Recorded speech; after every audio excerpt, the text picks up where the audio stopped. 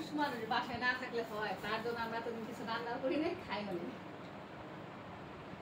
একটু সোজা দিটা বুঝবো বুঝবো না, বাবু আমার আরামে খাইছে। হ্যালো এভরিওয়ান, ঈদ মোবারক। আশা করছি দেশের যে প্রান্ত থেকে যে যেখান থেকেই ভিডিওটি দেখছো সবাই খুব ভালো আছো, সুস্থ আছো। আলহামদুলিল্লাহ আমিও তোমাদের দোয়ায় অনেক ভালো আছি। বরাবরের মতো আমার চ্যানেল সামিরাস লাইফস্টাইল ব্লগ থেকে আমি সামিরা তোমাদের সবাইকে অনেক অনেক শুভেচ্ছা ও ভালোবাসা জানিয়ে ঢাকা থেকে আজ নতুন আরও একটি ডেইলি ব্লগ উপস্থাপন করছি। আশা করছি আজকের ভিডিওটা তোমাদের খুব ভালো লাগবে। আজ হচ্ছে 28শে রমজান, মানে এই ভিডিওটা আমার আগেই করা ছিল, সামহাও আপলোড করা হয়নি। এদের কিন্তু আর মাত্র 2 দিন বাকি। দেখা যায় 28শে রমজান 29শে রমজান গরু জবাই হয় বিভিন্ন এলাকায়। তো আমাদের এলাকায় কি গরু জবাই হয়েছে, সেখান থেকে 9 কেজি গরুর গোশ আমার বর পাঠিয়ে দিচ্ছে। তো আমি এক ভাগ রেখেছি একটু বেশি করে, 2 কেজির একটু উপর হবে, ঈদের দিন সকালবেলা রান্না করব। আর আমি বাকিগুলো 6 প্যাকেট করেছি, মানে 1 কেজির উপরে করে মাংস আমি রেখে দিলাম। আর এদিক দিয়ে দেখো, যেহেতু কাজের খালারা সবাই গ্রামে চলে গেছে, এখন তো সব কাজ নিজেরই করতে হবে। অনেক পরিমাণ থালা বাসন জমেছে, তো একে একে এখন আমি সব ক্লিন করে নিব। আর আসলে বর বাসায় না থাকলে যা হয়, কিছুই রান্না বাড়া খাওয়া দাওয়া করতে ভালো লাগে না। যতটুকু রান্নার প্রয়োজন হয় আর কি খেতে হবে, বা ওর জন্য সেহরিতে খাবার পাঠাতে হবে, এই কারণে মূলত রান্না বাড়া করা। তারপরে দেখো কত পরিমাণ থালা বাসন জমেছে।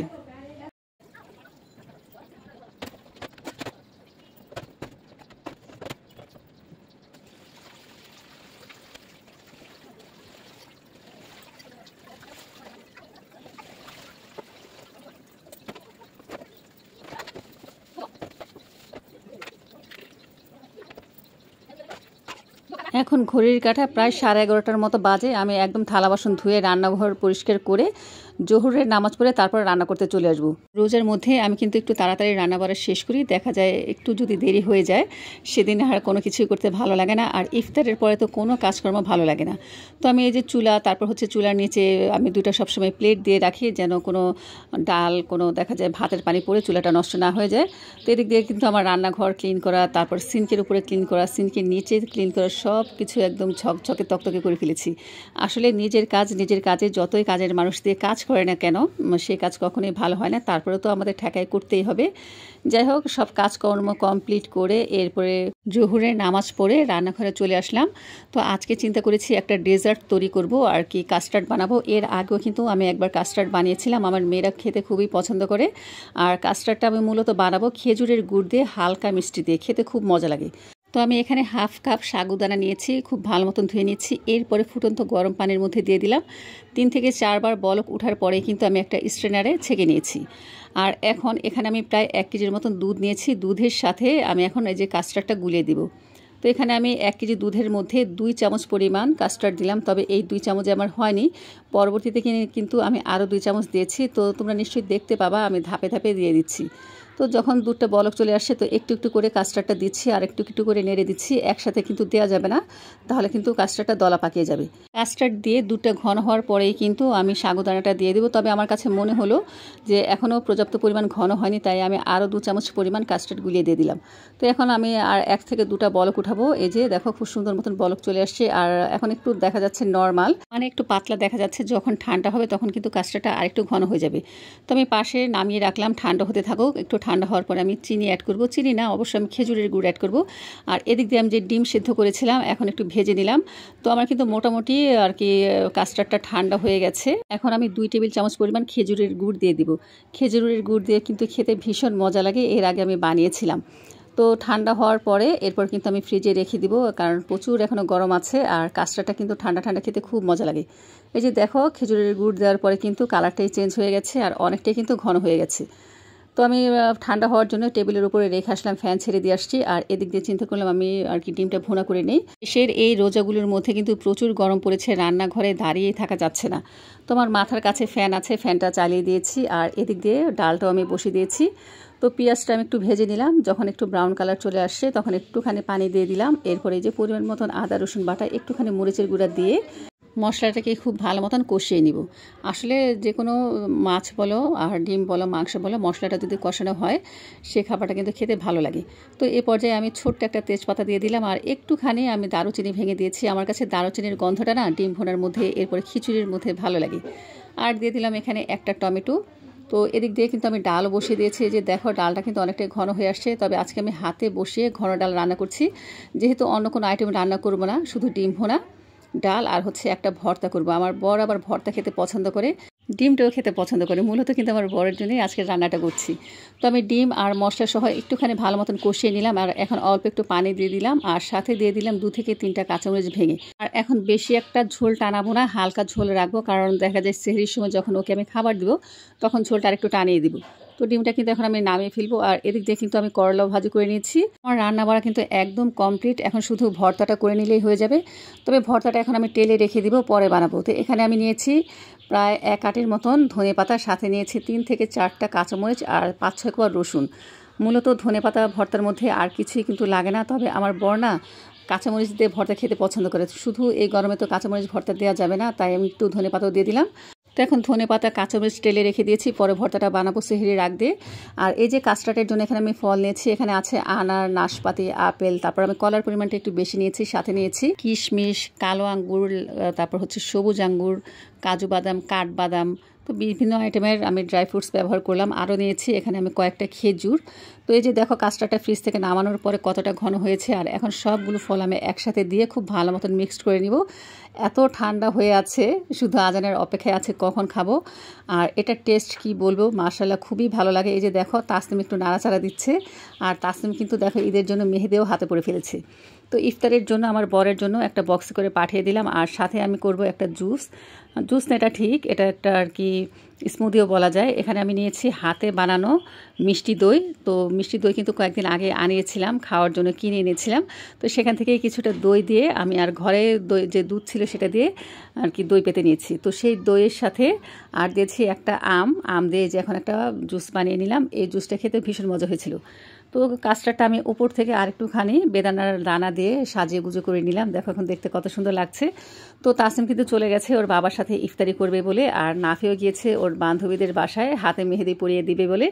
তো আজকে কিন্তু একা একাই আমি ইফতারিটা করে নিব, আজানের জন্য অপেক্ষা করছি।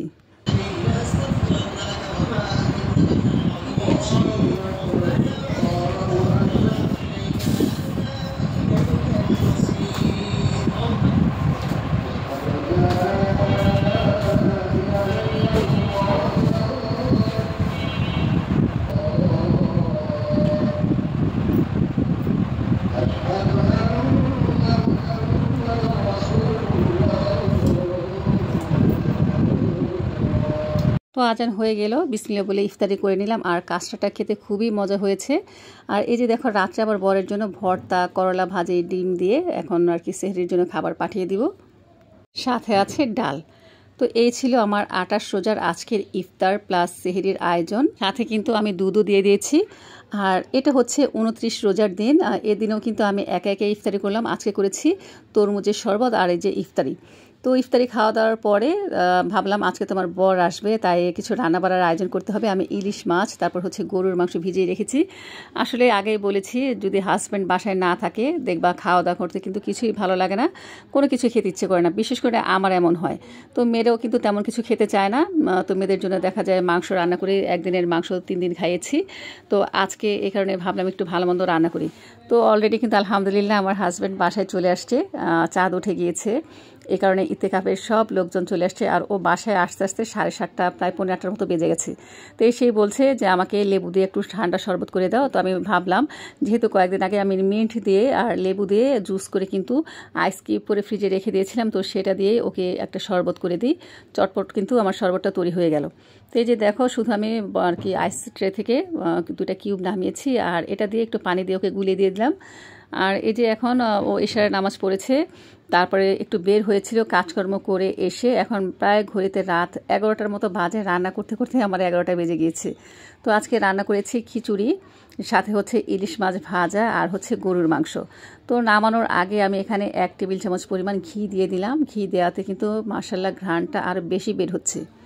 তো আজকেই মনে হচ্ছে আমার ঘরে ঈদ, যেহেতু প্রায় 9 দিন পরে আমার হাজব্যান্ড ঘরে এলো আর মেয়েরও আছে। তো সব মিলিয়ে কিন্তু আলহামদুলিল্লাহ আজকে চাঁদ রাতটা আমার খুব ভালো কাটলো। তো ইলিশ মাছ ভাজবো, আমি ইলিশ মাছের লেজ আর মাথা রেখে দিয়েছি। চিন্তা করেছি ওই 2টা দিয়ে শাক বা লতি এনে একদিন রান্না করব। তো তো খিচুড়ি তো হয়ে গেল, এখন শুধু ইলিশ মাছ ভাজা হলে কিন্তু খাবার টেবিলে দিয়ে দিব। আর আমার বর এদিক দিয়ে বলছিলে ওর ডিম ভাজা খাবে, তোকে আমি বললাম গরুর মাংস আছে, ইলিশ মাছ ভাজা আছে, তুমি আবার এখন ডিম ভাজা খাবে না? কেউ বললো যে হ্যাঁ খেতে ইচ্ছে করছে। তো দেখি ওর জন্য আমি আর কি ডিমও ভাজবো। বরের আবদার বলে কথা, আবদার কি ফেলানো যায় বলো? তো আমি কিন্তু আর কি মাছটা ভাজতে দিয়ে ভাবলাম একটুখানি সালাদ কেটে নিই। আসলে সালাদ ছাড়া কিন্তু কিছুই ভালো লাগে না। এবার বিরিয়ানি হোক বা খিচুড়ি হোক, সব কিছুর মধ্যে কিন্তু সালাদ লাগে।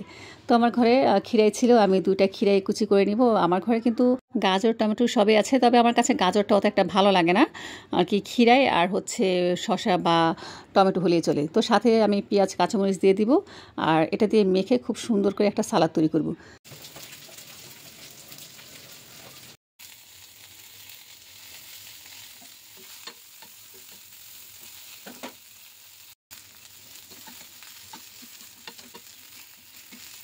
ইলিশ মাছ ভাজার সাথে এই বেরেস্তাটা কিন্তু খেতে খুব ভালো লাগে।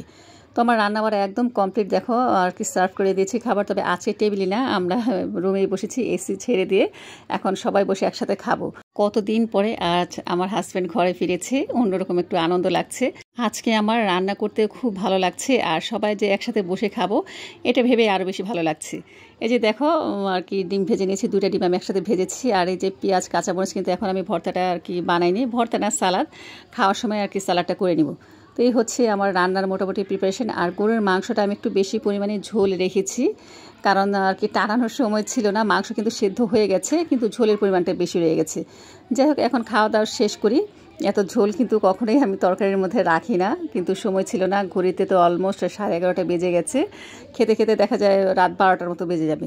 তো ওই যে 2 মেয়েকে নিয়ে তারপরে যে এখন আমি আর আমার হাজব্যান্ড 4 জন মিলে এখন খাবো। আজকের পরিবেশটাই কিন্তু অন্যরকম। আমার মেয়েরা তো ভীষণ খুশি, বিশেষ করে নাফি তাসনিম, তারা তার বাবাকে পেয়ে তো মহা খুশি। ছোটো মেয়েটা সারাক্ষণই তার বাবার জন্য আর কি করতো, মন খারাপ করতো। কখনো কখনো দেখা যায় ওর বাবার সাথে যে ইফতারি করেছে, একদিন রাতে যে ওর বাবার সাথে মসজিদে থেকেছে, মানে আসতে দেয় নাই। বাবাও আর কি মেয়েকে মিস করেছে, মেয়েও বাবাকে মিস করেছে। যাই হোক, এই যে এখন আমরা সবাই মিলে খেতে বসছি। খাওয়া দাওয়া শেষ করে এই যে আমার বড় মেয়ে নাফি আমাকে মেহেদি পরিয়ে দিচ্ছে। নাফি কিন্তু এবার মেহেদি আর্টিস্ট হিসেবে কাজ করেছে, আমিও নিশ্চিত করি নাই তেমন একটা, কারণ আসলে ওর যে অ্যাক্টিভিটিস আছে সেটা প্রকাশ পেলেই ভালো। আমার লাইফে খুব ইচ্ছে ছিল আমি নিজে হাতে মেহেদি দিব, আঁকবো, কিন্তু আমি পারি না। আলহামদুলিল্লাহ আমার মেয়েটা খুব ভালোই পারে। তো এই যে আমার হাতে দিয়ে দিয়েছে। তো তোমাদের কাছে কেমন লাগলো অবশ্যই কিন্তু কমেন্টস করে জানিও। আমার হাতে দেওয়ার পর আমি বললাম তোর বাবাকেও দিয়ে দে, সে তো কিছুতেই দিবে না, খুব জোর জবরদস্তি করে দিয়ে দেখো শুয়ে শুয়ে মেহেদি পরিয়ে দিচ্ছে। তো মেহেদি দিতে দিতে তোমাদের কাছ থেকে বিদায় নিয়ে নিচ্ছি। আজকের ভিডিওটা কেমন লাগলো অবশ্যই কমেন্টস করে জানিও। বাকি জানাচ্ছি ঈদের অনেক অনেক শুভেচ্ছা। ঈদ মোবারক। আসসালামু আলাইকুম।